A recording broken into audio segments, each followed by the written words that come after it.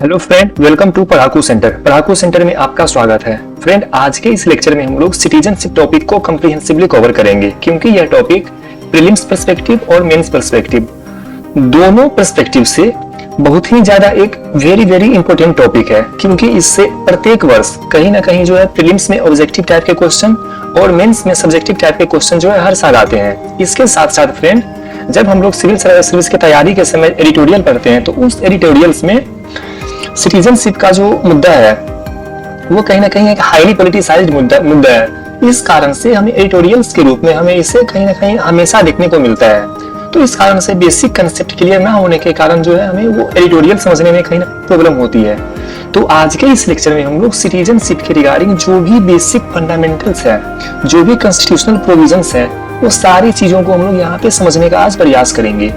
तो आइए फ्रेंड, हम लोग इस नए चैप्टर्स को स्टार्ट करते हैं। तो फ्रेंड, जैसे कि हम लोग जानते हैं कि सिटीजनशिप संविधान के पार्ट 2, कॉन्स्टिट्यूशन के पार्ट 2 में मेंशन्ड है, जो कि आर्टिकल नंबर 5 से लेकर के आर्टिकल नंबर 11, आर्टिकल नंबर 5 से आर्टिकल नंबर 11 तक फ्रेंड क्या है कि मेंशन्ड है। तो इस चीज को हम लोग फ्रेंड यहाँ पे याद रखेंगे। तो इसके बाद फ्रेंड, जो अब हमें इस चैप्टर को स्टार्ट करने से पहले जो चीज जानना है वो ये है कि आखिरकार सिटीजनशिप क्या होता है, सिटीजनशिप का मतलब क्या होता है। तो फ्रेंड, किसी भी कंट्री में, किसी भी देश में दो तरह के जो है लोग होते हैं। एक को बोलते हैं सिटीजन मतलब नागरिक, और दूसरा होता है एलियंस मतलब जो गैर नागरिक होता है। और एक क्वेश्चन उठता है यहाँ पर कि जो सिटीजन है मतलब नागरिक और गैर नागरिक एलियंस में क्या अंतर है, क्या दोनों में क्या डिफरेंस है।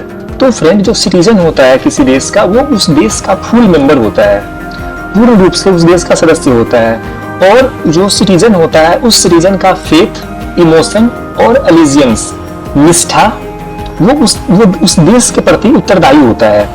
साथ ही साथ जो सिटीजन्स होते हैं उनके पास उस देश का जो कंप्लीट, जो absolute civil and political rights होता है, वो उनको क्या करते हैं, एंजॉय करते हैं। दूसरी तरफ फ्रेंड, जो एलियन सिटीजन होते हैं, जो एलियंस होते हैं किसी कंट्री में, जो कि उस कंट्री का सिटीजन नहीं होते हैं, वो उस देश के मेंबर नहीं होते हैं, फुल मेंबर नहीं होते हैं। ना तो उस देश के प्रति उनका कोई इमोशन होता है, ना ही कोई फेथ होता है, और ना ही कोई निष्ठा होता है। एलिजियंस नाम का तो चीज होता ही नहीं है। साथ ही साथ जो एलियन सिटीजन होते हैं, जो एलियंस लोग होते हैं, उनका जो है उस देश में लिमिटेड सिविल और पॉलिटिकल राइट्स मिलता है। उनको लिमिटेड सिविल और पॉलिटिकल राइट्स मिलता है। जो सिटीजन होगा उसे कंप्लीट सिविल और पॉलिटिकल राइट मिलेगा, पर जो विदेशी लोग होंगे, जो एलियन होंगे, उनको लिमिटेड सिविल और पॉलिटिकल राइट मिलता है। फ्रेंड, जो एलियंस होता है वो एलियंस जो है वो दो प्रकार का होता है। एक होता है फ्रेंडली एलियंस और दूसरा होता है एनिमी एलियंस। जो फ्रेंडली एलियंस का मतलब वो हुआ कि देश का में कोई वह व्यक्ति जो है, जैसे कि इंडिया एक कंट्री है, इंडिया का किसी कंट्री के साथ रिलेशनशिप जो है वो खराब चल रहा है और किसी के साथ जो है बेटर रिलेशनशिप है। किसी के साथ इंडिया वार पे है, मतलब किसी के साथ इंडिया का युद्ध हुआ है, और किसी के साथ इंडिया का फ्रेंडली रिलेशनशिप है। फॉर एग्जांपल फ्रेंड, जैसे कि United State of America and Russia India का फ्रेंडली कंट्री है। दूसरी तरफ पाकिस्तान और चाइना इंडिया के रिगार्डिंग वो जो है इंडिया का एडवर्सरी कंट्री है। तो इस कारण से जो अमेरिकन सिटीजन होगा और जो रशियन सिटीजन होगा इंडिया में, उसे हम लोग बोलेंगे यहाँ पर फ्रेंड फ्रेंडली एलियन। दूसरी तरफ जो पाकिस्तानी जो सिटीजन जो इंडिया में आएगा उसे हम लोग बोलेंगे एनिमी एलियन। जो फ्रेंडली एलियंस होते हैं उनको जो है थोड़ा सा ज्यादा राइट मिलता है, सिविल और पॉलिटिकल राइट एनिमी एलियन के रिगार्डिंग थोड़ा ज्यादा कंपैरेटिवली जो है ज्यादा मिलता है। बट जो एनिमी एलियंस होते हैं उनको जो है सिविल और पॉलिटिकल राइट्स जो है फ्रेंडली एलियंस के रिगार्डिंग के कंपैरिजन में कम मिलती है। साथ ही साथ जो फ्रेंडली एलियंस होते हैं उनको आर्टिकल नंबर 22 के अंतर्गत जो प्रोटेक्शन होती है वो उनको मिलती है। बट जो एनिमी एलियंस होती है उसे आर्टिकल नंबर 22 के अंतर्गत प्रोटेक्शन नहीं मिलता है। और फ्रेंड, आर्टिकल नंबर 22 क्या है? आर्टिकल नंबर 22 को वैसे तो हम लोग फंडामेंटल राइट्स में पढ़ते हैं, बट यहाँ पर एक जो है लिटिल मतलब नॉलेज के लिए हम लोग ये बता दें कि आर्टिकल नंबर 22 जो है वो ये बोलता है कि कोई भी व्यक्ति अगर जहाँ अरेस्ट होता है तो उस केस में उसको जो है क्या मिलता है, प्रोटेक्शन मिलता है। अरेस्ट और डिटेंशन के केस में आर्टिकल नंबर 22 किसी भी व्यक्ति को प्रोटेक्शन प्रोवाइड करता है। तो इसका मतलब हुआ फ्रेंड कि अगर कोई फ्रेंडली एलियंस इंडिया में जो है अरेस्ट होता है या उसे डिटेन किया जाता है तो उसे आम नागरिक की तरह उसे क्या मिलेगा कि इंडियन लॉ के अंतर्गत उसे प्रोटेक्शन मिलेगा। उसे जो है जो एक प्रोसीजर होता है अपने आप को डिफेंड करने का, वो इनको जो है मौका मिलेगा। बट जो एलियन सिटीजन है उनको जो है नहीं मिल सकता है, उनको गारंटीड नहीं है। सो इस तरह की जो है प्रोविजन है एनिमी एलियंस और फ्रेंडली एलियंस। और फ्रेंड जो इंडियन सिटीजन होते हैं उन्हें उन इंडियन सिटीजन्स को कुछ स्पेशल राइट दिया जाता है संविधान में, जो कि एलियंस को नहीं मिलता है। ना ही फ्रेंडली एलियंस को मिलेगा और ना ही जो है एनिमी एलियंस को मिलेगा। अभी हम लोगों ने डिफरेंशिएशन किया था फ्रेंडली एलियंस और एनिमी एलियंस में। अब हम लोग डिफरेंशिएट करेंगे किसी में, तो एलियंस और जो है अपना इंडियन सिटीजन। तो जैसे कि हम लोग अभी ऊपर बात की थी फ्रेंड कि जो फ्रेंडली एलियंस होता है उससे लिमिटेड सिविल और पॉलिटिकल राइट्स मिलता है, बट जो इंडियन सिटीजन है उनको जो है फुल टोटल जो सिविल और पॉलिटिकल राइट है सबका इनको क्या मिलता है कि एंजॉयमेंट मिलता है। तो इस तरह से फ्रेंड जो अपना इंडियन सिटीजन है उनको फंडामेंटल राइट्स में कुछ जो है राइट्स हैं वो सिर्फ सिटीजन को ही मिलता है, बल्कि वो कोई एलियंस को नहीं मिलता है। जैसे कि हम लोग जानते हैं कि फंडामेंटल राइट जो है आर्टिकल नंबर 12 से लेकर आर्टिकल नंबर 35 तक है। इस 12 से 35 के बीच जो 5 आर्टिकल है, आर्टिकल नंबर 15, आर्टिकल नंबर 16, 19, 29 और 30, इसके अंतर्गत जो भी राइट्स हैं वो राइट्स सिर्फ इंडियन सिटीजन को मिलता है। अब इस राइट के अंतर्गत क्या है यह भी फिर हम लोग फंडामेंटल राइट्स में पढ़ेंगे, बट यहाँ पे हम लोग जान जाते हैं कि आर्टिकल नंबर 15 है वो बोलता है कि किसी भी सिटीजन के प्रति जो डिस्क्रिमिनेशन नहीं होगा, भेदभाव नहीं होगा। आर्टिकल नंबर 16 बोलता है कि जो प्रत्येक जो सिटीजन है उसके प्रति उसको जो है पब्लिक एम्प्लॉयमेंट, जो गवर्नमेंट एम्प्लॉयमेंट होता है उस केस में उसे जो है क्या होगा कि एक इक्वल अपॉर्चुनिटी मिलेगा, उसे equality of opportunity in case of public employment का बात करता है। Article number 19 friend right to freedom का बात करता है, जहां पर हम लोग फ्रीडम ऑफ प्रेस का बात करते हैं, freedom of speech and expression का बात करते हैं, फ्रीडम ऑफ असेंबली का बात करते हैं। और आर्टिकल नंबर 29 और 30, आर्टिकल नंबर 29 और 30 यह जो है कल्चरल और रिलीजियस राइट प्रोवाइड करता है। तो इस चीज को हम लोग याद रखेंगे। तो आर्टिकल नंबर 15, 16, 19, 29, 30 हम लोग एक बार फिर से पढ़ेंगे फंडामेंटल राइट के सेक्शन में। तो इस चीज को हम लोग फ्रेंड याद रखेंगे। इसके साथ साथ फ्रेंड जो इंडियन सिटीजन है उसे जो स्पेशल राइट्स मिलता है वो ये मिलता है कि राइट टू वोट, वोट करने का अधिकार सिर्फ भारतीय नागरिक को ही है, किसी फॉरेन एलियंस को नहीं है। और चुनाव में जो अपने उम्मीदवार खड़ा होते हैं, जो कंटेस्ट करते हैं इलेक्शन, वो सिर्फ सिटीजन कर सकता है, सिटीजन के अलावा कोई और नहीं कर सकता है। इसके साथ साथ इंडिया में कुछ पब्लिक ऑफिसेस हैं। पब्लिक ऑफिस का मतलब हुआ फ्रेंड जैसे कि प्रेसिडेंट का ऑफिस हो गया, प्राइम मिनिस्टर का ऑफिस हो गया, सुप्रीम कोर्ट के जज का ऑफिस हो गया, हाई कोर्ट के जज का ऑफिस हो गया, अटॉर्नी जनरल ऑफ इंडिया होते हैं, किसी स्टेट के गवर्नर होते हैं, एडवोकेट जनरल ऑफ इंडिया होते हैं। इनका जो फ्रेंड ऑफिस में रिक्रूटमेंट होगा वो सिर्फ इंडियन सिटीजन के द्वारा ही फिलअप किया जाएगा, ना कि यहाँ पे कोई फॉरेन सिटीजन आएगा। मतलब जो प्रेसिडेंट होते हैं वो सिर्फ इंडियन सिटीजन ही हो सकते हैं, कोई भारत के नागरिक ही प्रेसिडेंट बनेगा। कोई जो है यूएसए का नागरिक इंडिया में आकर के राष्ट्रपति नहीं बन सकता है। तो इस चीज को हम लोग फ्रेंड यहाँ पे रिमेम्बर करेंगे, याद रखेंगे। अगर हम लोग फ्रेंड इंडिया और यूएसए में कंपेरिजन करें तो इंडिया का जो कॉन्स्टिट्यूशन है, जो इंडिया का जो सिटीजनशिप का जो प्रोविजन है संविधान में, वो ज्यादा लिबरल है, ज्यादा उदारवाद है यूएसए के कॉन्स्टिट्यूशन के प्रोविजन से। क्योंकि फ्रेंड इंडिया में जो प्रेसिडेंट बनता है, जो राष्ट्रपति बनता है, वो सिटीजन बाय बर्थ, जो भारत में जन्मा हुआ है, जो जन्म करके भारत का सिटीजनशिप लेता है, जो पैदा होकर सिटीजन लेता है, साथ ही साथ जो नेचुरलाइज्ड सिटीजनशिप लेता है, दोनों इंडिया के प्रेसिडेंट बन सकता है। सिटीजनशिप बाय बर्थ हो या फिर सिटीजनशिप बाय नेचुरलाइजेशन हो, दोनों के दोनों इंडिया के प्रेसिडेंट जो है बन सकते हैं। बट यूएसए में ऐसा केस नहीं है। यूएसए में जो व्यक्ति यूएसए में जो सिटीजन हुआ है वो बाय बर्थ हुआ है, वही सिटीजन जो है सिर्फ वहां के प्रेसिडेंट बन सकते हैं। फॉर एग्जांपल अभी हम लोग इंडियन सिटीजनशिप हैं, अभी हम लोग इंडियन सिटीजन हैं, कल को हम लोग जाकर के यूएसए में जो है क्या कर लेते हैं, सिटीजनशिप ले लेते हैं। तो यूएसए का तो सिटीजन होता है हम लोग, बट हम लोग यूएसए में जो है प्रेसिडेंट का इलेक्शन कंटेस्ट नहीं कर सकते हैं और ना ही यूएसए में जो है चुनाव लड़ सकते हैं। दूसरी तरफ इंडिया में जो है इस केस में अगर कोई सिटीजन है तो बाय नेचुरलाइजेशन या बाय बर्थ। अब ये इस दोनों टर्म में अंतर क्या है, इस दोनों टर्म के अंतर अभी हम लोग नेक्स्ट स्लाइड में पढ़ेंगे। तो इस चीज को हम लोग क्या करेंगे कि याद करने का प्रयास करेंगे। तो आइए फ्रेंड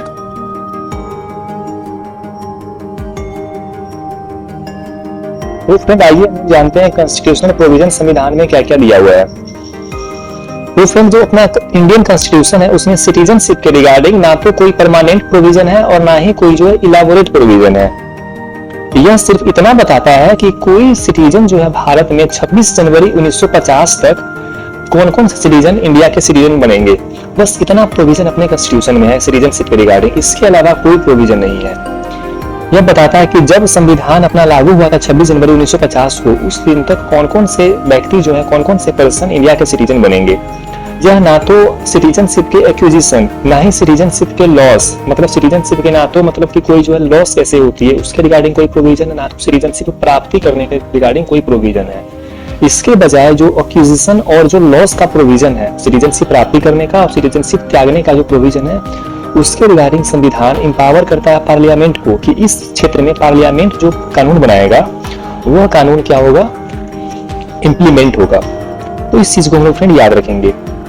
कॉन्स्टिट्यूशन में जो पर्सन है जो 26 जनवरी 1950 को इंडिया का सिटीजन बने, उनको 4 कैटेगरी में डिवाइड करता है, जो कि 4 कैटेगरी जो है सेपरेट आर्टिकल्स में दिया हुआ है। Article number 5, article number 6, article number 7 and article number 8।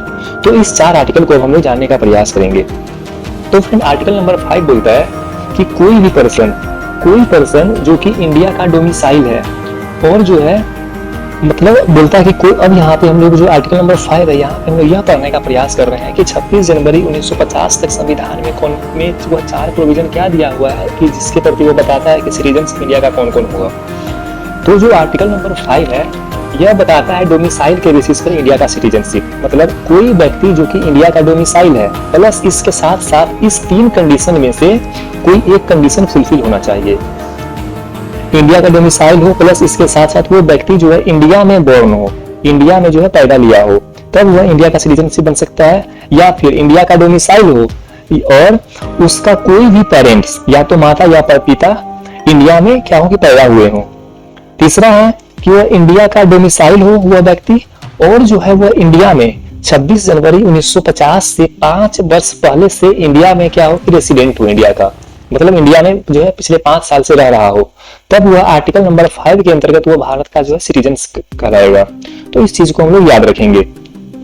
अब आर्टिकल नंबर 6 बोलता है, जैसे कि हम लोग जानते हैं कि भारत आजादी के बाद होता है डिवाइड हो जाता है, भारत और पाकिस्तान में बट गया। तो इसमें इस प्रोविजन है कि कोई व्यक्ति जो कि पाकिस्तान से इंडिया आ गया, पाकिस्तान से माइग्रेट होकर के इंडिया आ गया, और जो व्यक्ति माइग्रेट करके इंडिया आया उसका या तो पेरेंट्स मतलब माता पिता या फिर ग्रैंड पेरेंट्स, कोई नाना नानी या फिर दादा दादी जो है वो अनडिवाइडेड इंडिया के सिटीजनशिप थे, तो इस केस में जो है वह भारत का सिटीजन कहलाएगा। बट इस केस में भी 2 कंडीशन है इसके साथ साथ, एक तो माइग्रेशन करके इंडिया आया और उसका कोई माता पिता या ग्रैंड पेरेंट्स जो है अनडिवाइडेड इंडिया के सिटीजन थे, इसके साथ साथ जो है एक और कंडीशन फुलफिल करना होगा। वो कंडीशन जो है ये है कि 19 जुलाई 1948, इस डेट को हम लोग याद रखेंगे। 19 जुलाई 1948 से पहले अगर कोई व्यक्ति 19 जुलाई 1948 से पहले पाकिस्तान से इंडिया में आ गया है, तब उस व्यक्ति को हम लोग फ्रेंड ऑर्डिनरी सिटीजन बोलेंगे। अगर कोई व्यक्ति 19 जुलाई 1948 के बाद इंडिया में आया तब उसे हम लोग बोलेंगे रजिस्टर्ड सिटीजन। इसका मतलब हुआ कि जो व्यक्ति इस डेट से पहले आ गया वो जो है ऑर्डिनरी सिटीजन बन जाएगा, उसको सिटीजनशिप लेने के लिए कुछ और नहीं करना होगा, बल्कि जो इस डेट के बाद आया उसे इंडिया में 6 मंथ तक एज अ रेसिडेंट रहना होगा, फिर उसके बाद सिटीजनशिप के लिए जो है अप्लाई कर सकता है, तब उसे सिटीजनशिप मिलेगा। तो इस प्रोविजन को हम लोग याद रखेंगे। नेक्स्ट प्रोविजन है आर्टिकल नंबर 7। आर्टिकल नंबर 7 बोलता है कि कोई भी व्यक्ति जो कि 1 मार्च 1947 को इंडिया से पाकिस्तान माइग्रेट कर गया था, जब इंडिया डिवाइड हो रहा था तो उस विभाजन के समय जो है 1 मार्च 1947 के बाद, इस डेट के बाद कोई पाकिस्तान चला गया इंडिया से, बट वह बाद में लेटर ऑन वो क्या होता है कि पाकिस्तान से इंडिया लेटर जो है रिटर्न हो जाता है अपने सिटीजनशिप को फिर से लेने के लिए, इंडिया में फिर से रिसेटल होने के लिए जो है वो इंडिया में वापस आ जाता है। तो उस केस में भी वह भारत का सिटीजन बन सकता है, बट उसमें क्या है कि एक कंडीशन है कि उसे इंडिया में 6 महीने तक रहना होगा, रेसिडेंट के रूप में रहना होगा, फिर वो अप्लाई कर सकता है सिटीजनशिप के लिए। तो फ्रेंड आर्टिकल नंबर 6 जैसे कि हम लोग पढ़े कि इसमें क्या है कि कोई व्यक्ति पाकिस्तान से इंडिया आता है माइग्रेशन करके, तो उस केस में डील करता है। और जो आर्टिकल नंबर 7 है वो डील करता है कि कोई व्यक्ति इंडिया से पाकिस्तान चला गया था और फिर जो है वो वापस इंडिया आता है, तो इस क्षेत्र में हम लोग इस चीज को याद रखेंगे। फिर आर्टिकल नंबर 7 के बाद आर्टिकल नंबर 8 जो कि मोस्ट इंपोर्टेंट है।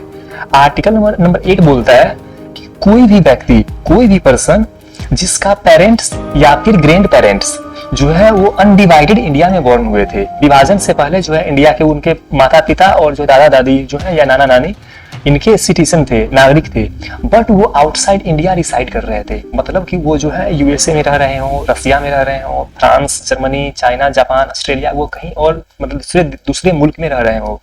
तो इस केस में भी जो है आर्टिकल नंबर 8 प्रोवाइड करता है कि वह व्यक्ति भारत का सिटीजन बन सकता है।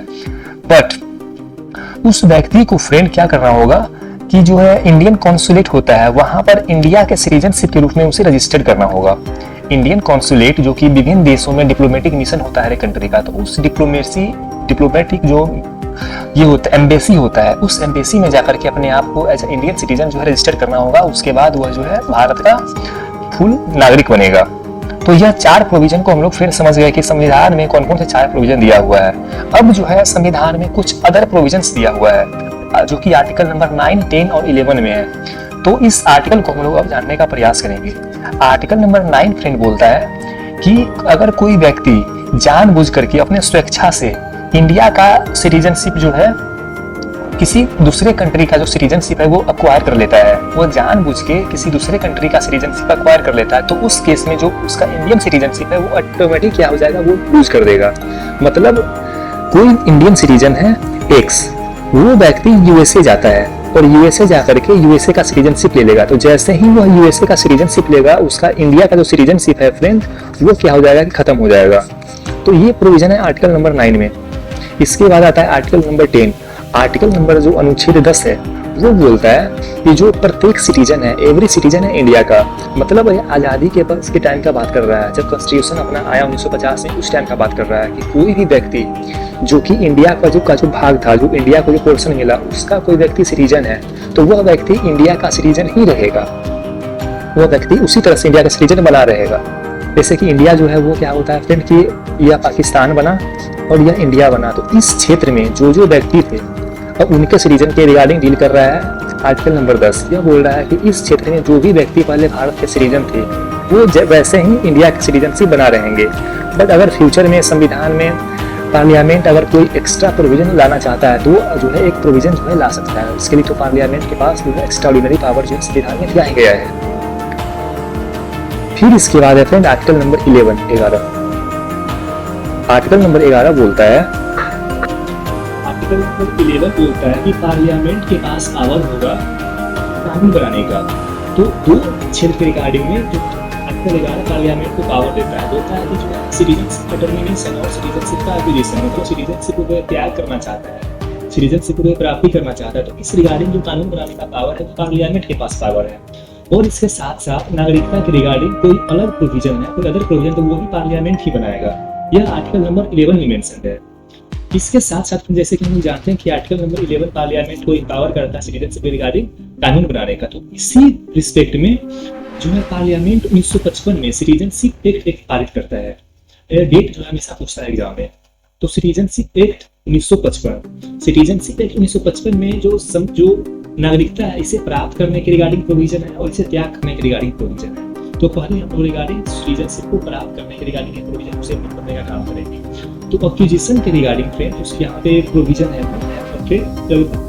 6 प्रोविजन दिए हुए हैं। By birth, by descent, by registration, by naturalisation, by incorporation of territory and special provision है फ्रेंड। इसमें असम अकॉर्ड, इसे इंटरनल सिक्योरिटी में भी पढ़कर यहाँ करने का प्रयास करेंगे। एक स्क्रीन यहाँ पे याद रखने वाली बात है कि 2003 तक इंडियन कॉन्स्टिट्यूशन में जो सिटीजनशिप एक्ट है, सॉरी इंडियन कॉन्स्टिट्यूशन में जो सिटीजनशिप एक्ट 1955 का इसमें प्रोविजन था कॉमनवेल्थ सिटीजनशिप का।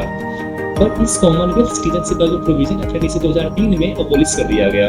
कॉमनवेल्थ का मतलब होता है कि 56 कंट्री का एक ग्रुप है जो कभी ब्रिटिश कॉलोनी का पार्ट हुआ करता था। तो इसके रिगार्डिंग सिटीजनशिप का प्रोविजन था, बट उसे 2003 में रिपील कर दिया गया, उसे हटा दिया गया। तो पहले हम पढ़ेंगे सिटीजनशिप बाय बर्थ। यह बोलता है एक्ट जो है वो बोलता है कि जो बाय बर्थ का जो सिटीजनशिप होगा वो क्या होगा कि ऐसा बोलता है कि 26 जनवरी 1950 से लेकर के 1 जुलाई 1987 के बीच कोई व्यक्ति इंडिया में जो बॉर्न हुआ है, पैदा हुआ है इंडिया में, तो वह व्यक्ति जो है इंडिया का सिटीजन बन जाएगा अगर उस व्यक्ति का जो है कोई भी पेरेंट या तो माता या पिता दोनों में से कोई एक व्यक्ति अगर इंडियन के सिटीजन है तब वो व्यक्ति क्या हो जाएगा, सिटीजन बनेगा वो बच्चा। वहीं दूसरी तरफ अगर वही बच्चा 3 दिसंबर 2004 के बाद अगर पैदा होता है, तब इस केस में अगर उस बच्चे के दोनों माता पिता भारत के सिटीजन होंगे, तभी वो जो है क्या कहलाएगा, इंडिया का सिटीजन कहलाएगा। अदरवाइज एक चीज करने वाली बात है कि जो फॉरेन डिप्लोमेट जो इंडिया में क्या पोस्टेड है या फिर कोई एनिमी एलियंस है इंडिया में, व्यक्ति बाई बर्थ का बच्चा नहीं सिटीजनशिप नहीं ले सकता है, वो बाई बर्थ सिटीजनशिप नहीं लेंगे। इस चीज को याद रखें। और एनिमी एलियंस सिटीजनशिप तो मिलेगा, बाई बर्थ नहीं मिलेगा, इस चीज को याद रखें। इसके बाद है बाई डिसेंट। बाई डिसेंट एक तरीका है सिटीजनशिप लेने का। इसका मतलब हुआ है अगर कोई व्यक्ति जो कि भारत के बाहर रह रहा है, भारत के बाहर जो दूसरे देश में रह रहा है, ऑस्ट्रेलिया में रह रहा है, यूएसए, कनाडा, कोई अदर कंट्री में रह रहा है, और जो है वह बच्चा जो है 26 जनवरी 1950 से लेकर के 10 दिसंबर 1992 के बीच पैदा हुआ है, और इस टाइम पीरियड के बीच उस बच्चे का पिता जो है इंडियन सिटीजन है, तब वह बच्चा भी इंडियन सिटीजन कहलाएगा बाई डिसेंट। वो बाई डिसेंट इंडियन सिटीजन कहलाएगा। बट अगर कोई बच्चा 10 दिसंबर 1992 के बाद पैदा होता है, तो इस केस में अगर उसके जो है friend either of his parents, मतलब अगर इस केस में उनके या तो माता और या तो पिता इंडिया के सिटीजन है, तभी वह बच्चा जो है फिर क्या कहलाएगा, इंडियन सिटीजन कहलाएगा बाई डिसेंट।